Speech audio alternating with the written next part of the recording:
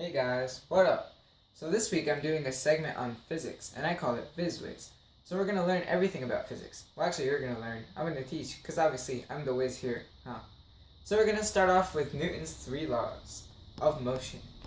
His first law is that an object at rest stays at rest unless acted upon by an external force. See, like this car right here.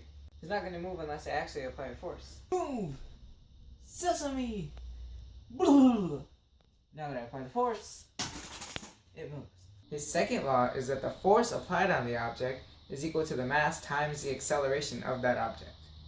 I don't really have a representation for this, but basically F equals ma. And finally, his third law is that every action has an equal but opposite reaction. Yeah, so like if I run into this wall,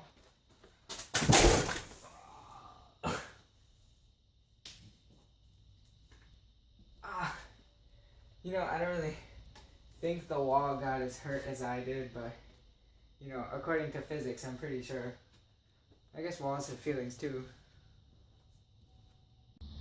And now we're going to be moving on to momentum. Momentum, or P, we represent it as P, is equal to the mass times the velocity of the object. So if there's two cars traveling, sum of their momentums before and after the crash will be the same. In an elastic collision, when two objects collide, the sum of their momentums remains the same afterwards. Where the mass of the two objects is the same, they simply trade the velocities when they crash. Okay, for lack of proper materials, let's assume these two have the same amount of mass. So theoretically, since it's an elastic collision and they have the same amount of mass, whatever velocity this is going at, it should trade with this car and this one should stop moving since this one is at rest. So let's do it. Okay, so that didn't really work out, but that's because we don't really live in a vacuum, so you can't really expect that to happen. And now we're going to be moving on to energy, which is measured in joules, which I find really weird. Like I have this joule right here, my handy dandy Chuck E. Cheese necklace. Wait, this doesn't make any sense though with physics, oh yeah, it's purple, that's why it doesn't make sense. I don't do purple. First, we're going to be discussing potential energy, which is equal to mass times the force of gravity times the height of the object. See, like right now, this ball has a lot of potential energy, but as soon as I drop it and it's on the ground and the height is 0, you have no potential! Basically how I feel sometimes. And then there's kinetic energy. First we have rotational, vibrational, and translational.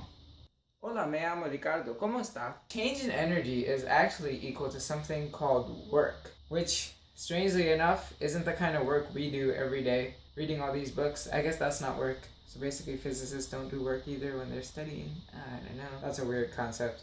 Work is actually equal to FD cosine theta. So basically, the force times the distance times the cosine of the angle that you're pushing the object with, or that the force is applied with.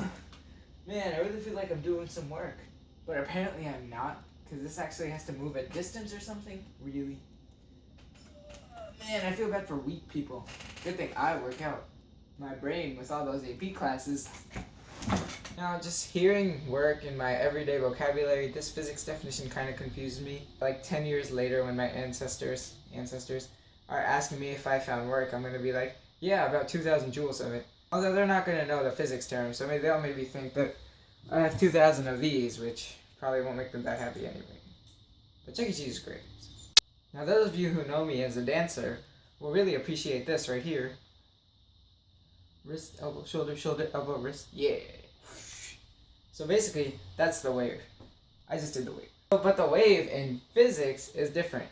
Actually, waves are around us. There's waves everywhere. Sound waves, light waves, radio waves, microwaves, water waves, sine waves, cosine waves, earthquake waves, and now even gravitational waves. No wave, really? Yeah, really. It's actually really, really crazy. So basically a wave looks like this.